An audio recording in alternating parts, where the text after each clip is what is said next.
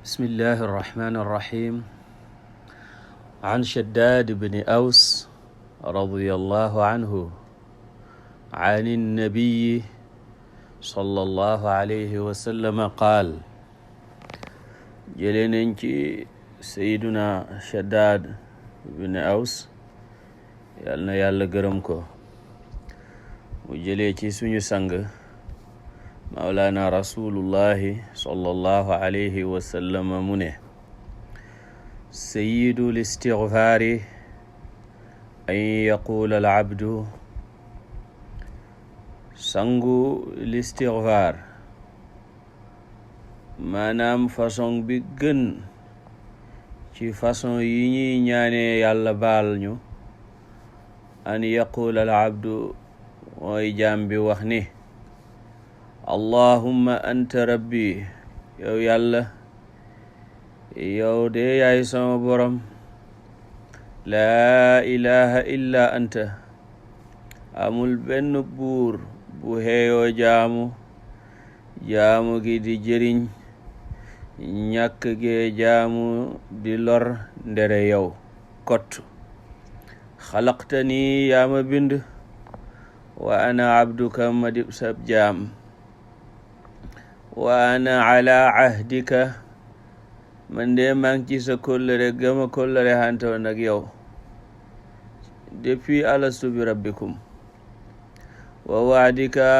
ak dë gi nga xam ne dël naa ko ne dana matal kóllëre gi mastataatu sama kemtalaayu kattan a'uudu bika maa ngi muslu ci yow min charri ma sanaatu ci xayu li ma def musiba yi ma liggéey yëpp xay wa maa ngi ciy muslu abuu laka bi nicmatika alayya maa ngi reconnaître it xéewal gi nga ma xéewale lu ne defal nga ma ko wa abuu bi dambi ñàkk jom gi ma ñàkk jom ba fayee la teraanga gi ma teraangal ma fayee la def bàkkaar loolu reconnaître naa ko faghfir li baal ma fa innahu lii mbir tey mbir laa yaghfiru dunuba illa anta kenn mënta baaley bàkkaar xanaa yow yonentu ne man qaalaha ku wax lii mina naari ci bëccëg muqinan biha muy aji hóolu ko fa maata min yawmihi qabla an yumsiya mu dee ca bëccëg ga balaa ngoon di jot fa huwa min ahlil jannati